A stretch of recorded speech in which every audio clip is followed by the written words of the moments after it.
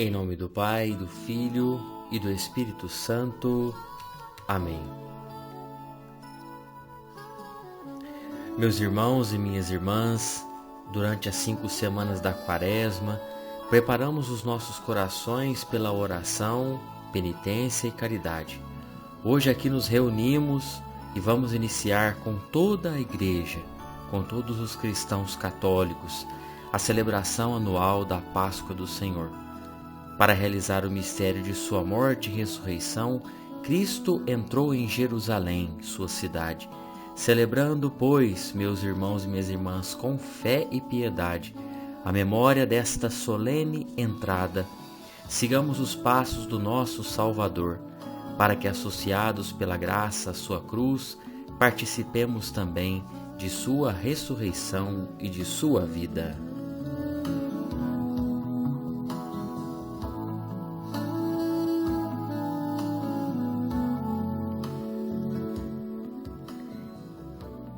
Meus queridos irmãos, queridas irmãs, ouvimos no início desta reflexão a música que entoava Hosana ao Filho de Davi.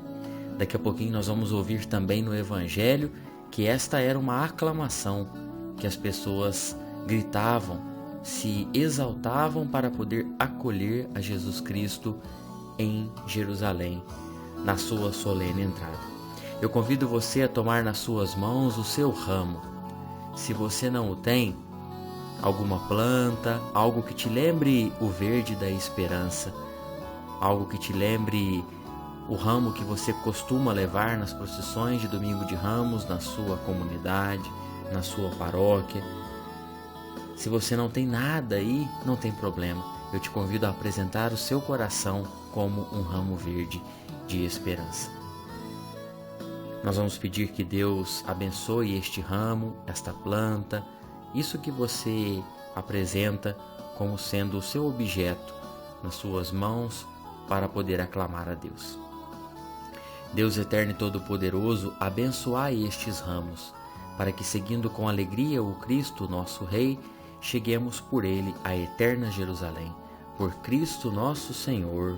Amém.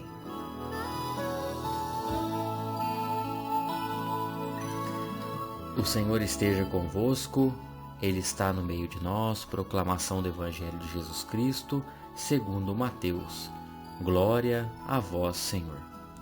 Naquele tempo, Jesus e seus discípulos aproximaram-se de Jerusalém e chegaram a Betfagé, no Monte das Oliveiras.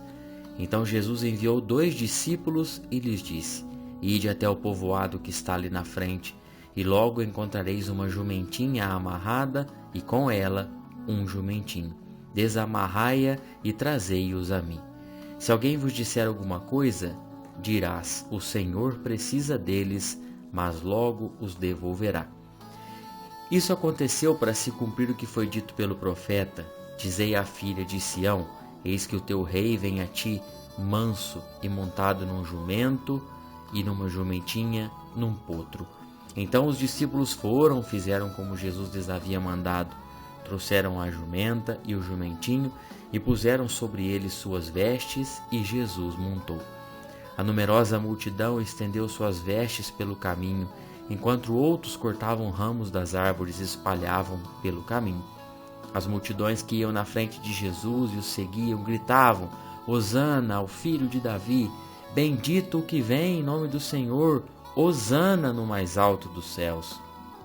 Quando Jesus entrou em Jerusalém, a cidade inteira se agitou e diziam: Quem é este homem? E as multidões respondiam: Este é o profeta Jesus de Nazaré, da Galiléia. É palavra da salvação. Glória a vós, Senhor.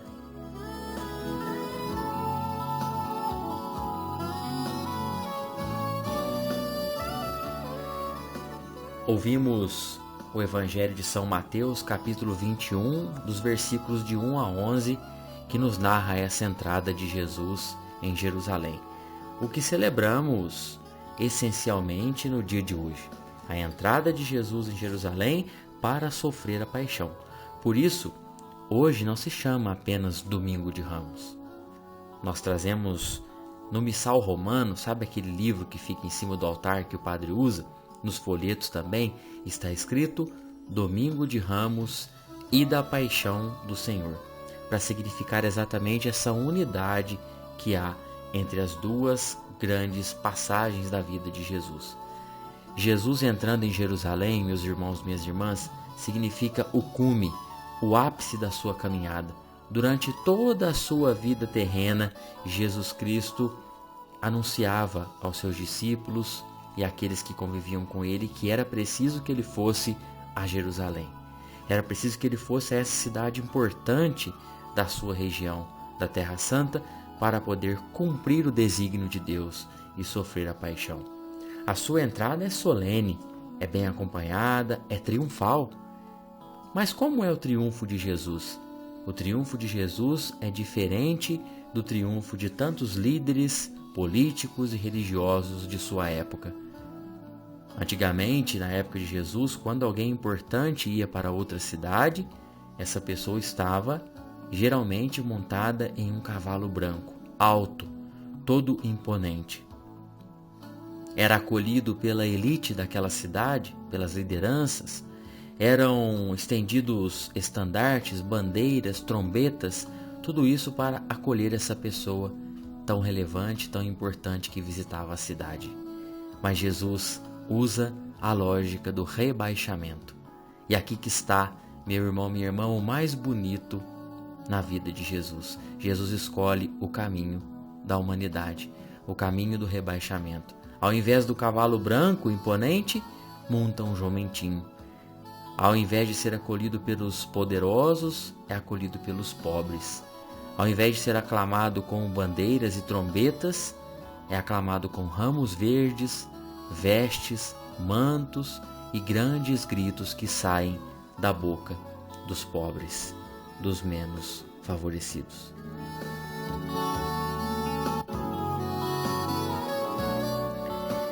E aí nós nos perguntamos o que significa todos esses elementos, todos esses símbolos, o que isso tem a ver conosco no dia de hoje? E é aí que, meu irmão e minha irmã, nós precisamos entrar na lógica do Evangelho e, mais ainda, deixar que Jesus entre na nossa vida. A entrada de Jesus em Jerusalém quer significar para nós a entrada dele na nossa vida. Não adianta eu e você deixarmos tantas outras coisas entrar na nossa vida e aparentemente deixar que Deus entre nela.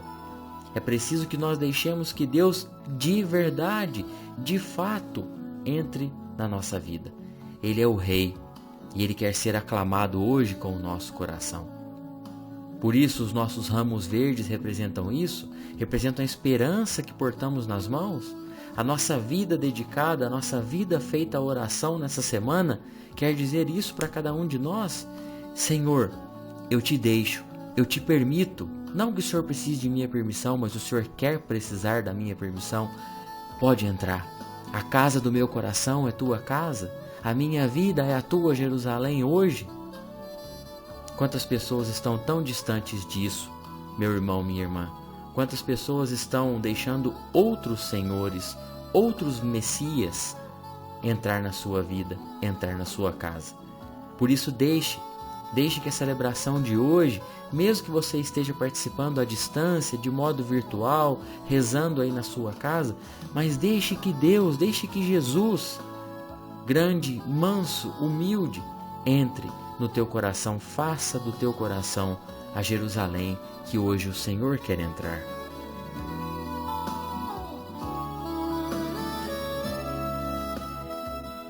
Olhando para as leituras e para o salmo da missa, porque esse evangelho que nós lemos faz referência à procissão, ao momento antecedente da Santa Missa. Se nós formos olhar para a liturgia da palavra, do profeta Isaías, é a primeira leitura, o capítulo 50, versículos 4 a 7. E nós estamos no contexto do terceiro cântico do servo. O profeta Isaías, muito sábio, muito sensível às necessidades de sua época, canta o servo que é fiel, o servo que também é discípulo autêntico. Deus está com ele, por isso ele não teme. Ele não teme e afirma que não sairá humilhado. Por isso, meu irmão, minha irmã, depois é oportuno retomarmos a leitura do profeta Isaías, neste capítulo 50, nos versículos 4 a 7, para entendermos a grandeza deste servo que se torna discípulo e que é fiel às promessas do Senhor.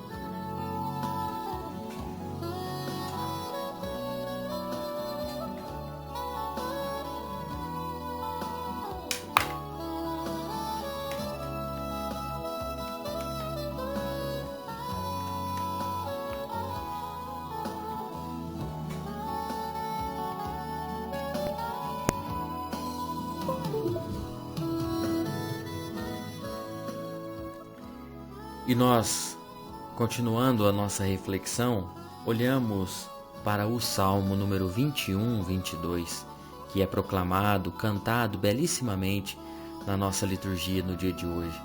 E este Salmo nos faz referência a um contexto de súplica, mas uma súplica que não termina em si mesma, num tom de tristeza, num tom de petição apenas. Uma súplica que caminha para o louvor. O refrão do Salmo nos dizia e nos fazia rezar: meu Deus, por que me abandonastes? Segundo a tradição de Mateus, Jesus teria entoado este salmo do alto da cruz. Eli, Eli, lama sabachthani. Jesus teria dito em aramaico. Dito do alto da cruz: meu Deus, por que me abandonastes? Mas o mais bonito deste salmo, meus queridos, é que não é uma reclamação, não é uma murmuração da parte de Jesus, é uma oração, é uma prece. Quantas vezes eu e você também nos sentimos abandonados por Deus, não é verdade? Temos vivido tantas dificuldades nos tempos recentes e às vezes nós nos perguntamos: meu Deus, por que me abandonastes? Quantas pessoas se sentem desamparadas por Deus, mas Santo Agostinho vai nos recordar que o fato de Jesus ter rezado este salmo da cruz, aponta para as tantas vezes que nós também queremos rezar como ele, confiantes. Meu Deus, por que me abandonastes? Quando dizemos isso, quando rezamos isso, nós já estamos pressupondo que temos um Deus conosco e que estamos sentindo falta dele. Então, o salmo, nos lábios de Jesus, neste contexto e neste momento, se torna oração. E aí nós caminhamos para a segunda leitura, retirada da carta de São Paulo aos Filipenses. E vai ser o grande hino, Filipenses capítulo 2, versículos de 6 a 11, vai ser o grande hino cristológico da kenosis. Esta palavra, kenosis, significa o abaixamento de Deus. Deus quis se fazer próximo, Deus quis se fazer o Deus conosco, o Emanuel, caminhar e assumir a nossa humanidade, a nossa condição humana, a obediência, a condição de igualdade para com o ser humano, a humilhação, tudo isso está em jogo quando Deus faz a opção de se tornar homem, de se tornar carne. É a descida de Deus ao homem, para que o homem possa elevar-se a Deus.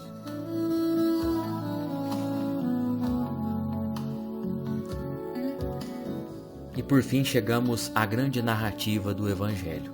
Narrativa longa que nós conhecemos e até participamos.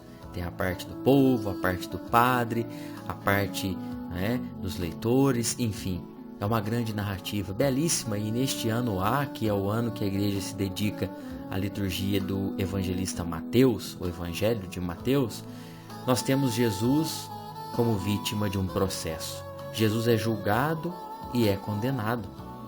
E qual que é a sentença que é dada a Jesus? Santo Agostinho vai nos dizer também que Jesus foi condenado porque amou demais. Esse foi o motivo da sua condenação. As pessoas não conseguiam acolher e viver tamanho amor como Jesus viveu e pregou. E Jesus é vítima de um processo político, porque Jesus desafiou o sistema, um sistema de desigualdade, um sistema de opressão, um sistema em que diminuía cada vez mais os pobres e enaltecia cada vez mais os ricos. Jesus não concordou com isso. Jesus foi um pregador da igualdade e por isso foi preso, porque incomodou as lideranças. Quantas vozes proféticas às vezes são silenciadas Quantas vozes como a voz de Jesus que denunciam as injustiças são abafadas pelos ricos e poderosos. Nos parece um tanto quanto atual. Nós vivemos isso no nosso dia a dia. Mas Jesus também foi vítima de um outro processo, um processo religioso. Jesus desafiou a religião judaica. Aos moldes daquele tempo que não acolhia o amor, Jesus ensinou o amor. Mas Jesus não pregou o amor apenas com palavras. Jesus viveu o amor com obras. No acolhimento às prostitutas, aos cegos, aos leprosos, aos aleijados, aqueles que eram colocados à margem. Aí vem a palavra marginalizados, aqueles que eram colocados de lado, no canto da sociedade. Jesus os curava, aliviava a sua saúde e também reinseria-os no convívio social. Isso é o mais bonito dos milagres de Jesus. Jesus assume a pessoa por inteira. Jesus não pega partes. Jesus não está preocupado com o que ela fez ou deixou de fazer. Jesus se preocupa com a pessoa inteira. E preocupar-se com a pessoa inteira significa preocupar-se, sobretudo, com o seu coração. Meus queridos irmãos, minhas queridas irmãs, a grande verdade é que Jesus Cristo morreu para a nossa salvação, que eu e você sabemos muito bem, era uma verdade presente já nas primeiras comunidades. Isso se chama querigma. Querigma é uma palavra que significa o primeiro anúncio. O grande primeiro anúncio dos primeiros cristãos, dos apóstolos, das primeiras gerações, foi o querigma. Foi Jesus Cristo morreu para a nossa salvação. Esta verdade, acompanhada também do fato da ressurreição de Jesus, serviu de alimento para a vida daquelas pessoas e serve ainda hoje de alimento para cada um de nós.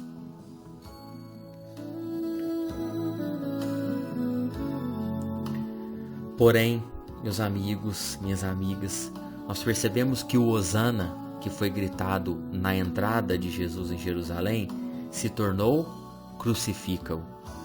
Nós percebemos que os ramos verdes secaram. A esperança que aquele povo tinha em Jesus foi abafada e tornou-se vingança. A multidão que corria até Jesus para acolhê-lo, agora corre de Jesus. Jesus é crucificado, ao lado dele permanecem Maria, Madalena e o apóstolo amado, o discípulo amado João. E aí nós nos perguntamos, será que nós também não estamos fechados demasiadamente na nossa cidadezinha do egoísmo? E aqui eu quero usar a palavra cidade para comparar a realidade de Jesus em Jerusalém. Será que eu e você, assim como Jesus saiu de si mesmo e desceu para a nossa salvação, será que eu e você não estamos precisando também sair de nós, deixarmos que Deus reine, deixarmos que Jesus seja o Senhor e entre triunfante na nossa vida no dia de hoje? Quantas vezes eu e você, como eu já disse, aclamamos outros deuses, outros senhores na nossa vida. Levantar um ramo, meu irmão, minha irmã, uma vez no ano na procissão é muito fácil, mas permanecer com este ramo verde, erguido durante o decorrer do ano é muito mais difícil. E ainda mais nesse contexto que nós estamos vivendo. Muitas pessoas estão sentindo já a falta de ir à igreja, a falta dos sacramentos, de participar da vida das comunidades. E aí eu pergunto para você, meu irmão, minha irmã, vamos manter este ramo verde durante todo o nosso ano? Vamos manter essa esperança viva? Vamos alimentar com palavras, com atos, com gestos, com oração a nossa confiança em Deus? Ou vamos deixar que estes ramos sequem? Vamos manter o nosso Hosana ao filho de Davi que cantamos no começo? Ou vamos transformar a nossa alegria num crucifica-o, crucifica-o, condenando Jesus, retirando ele da nossa vida?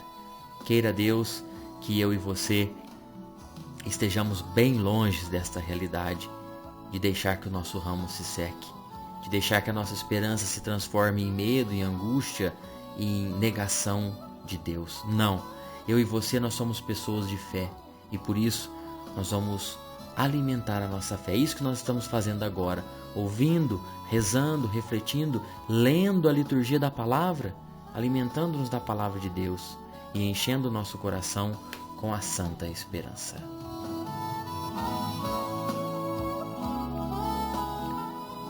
Dirijo-lhes ainda uma palavra retirada dos escritos do Padre Deon, fundador da Congregação dos Padres do Coração de Jesus, que dizia: os judeus se desfaziam de seus mantos.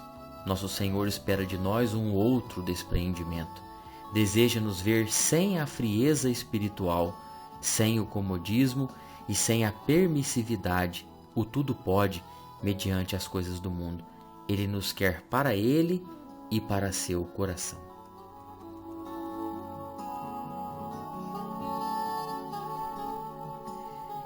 Elevando ainda a nossa prece à Virgem Maria, Senhora Santíssima, que com certeza estava entre essa multidão.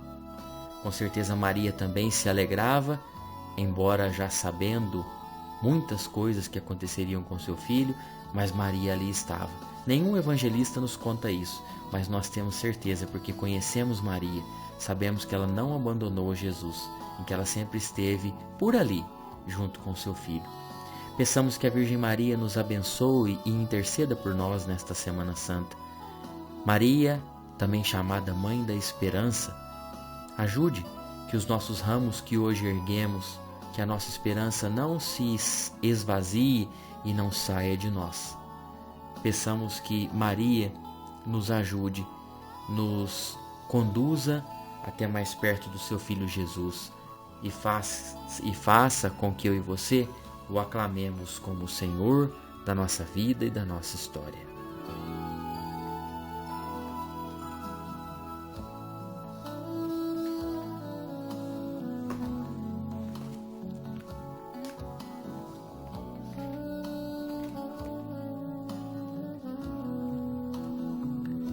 E preparando o nosso coração para recebermos a bênção do Senhor, eu quero te convidar, meu irmão, minha irmã, a permanecer juntos em oração nesta semana.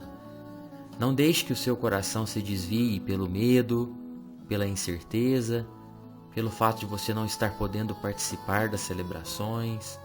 Não pense que você não está vivendo a Semana Santa, muito pelo contrário. Você está vivendo e até em mais e maior profundidade. Por isso, acolha esta bênção do Senhor e após cada invocação você responda com voz firme, com convicção daquele que tem esperança, daquele que ergue o seu ramo com esperança e acolhe a Jesus Cristo que entra na sua cidade, na sua vida, que é a Jerusalém. O Senhor esteja convosco, Ele está no meio de nós. Pai de misericórdia, que vos deu um exemplo de amor na paixão do seu Filho, vos conceda, pela vossa dedicação a Deus e ao próximo, a graça de sua bênção. Amém. O Cristo, cuja morte vos libertou da morte eterna, conceda-vos receber o dom da vida. Amém. Tendo seguido a lição de humildade deixada pelo Cristo, participeis igualmente de sua ressurreição. Amém. Abençoe-nos o Deus Todo-Poderoso, Ele que é Pai, Filho e Espírito Santo. Amém. Permaneçamos na paz, que Deus nos acompanhe, um abençoado domingo e uma santa Semana Santa.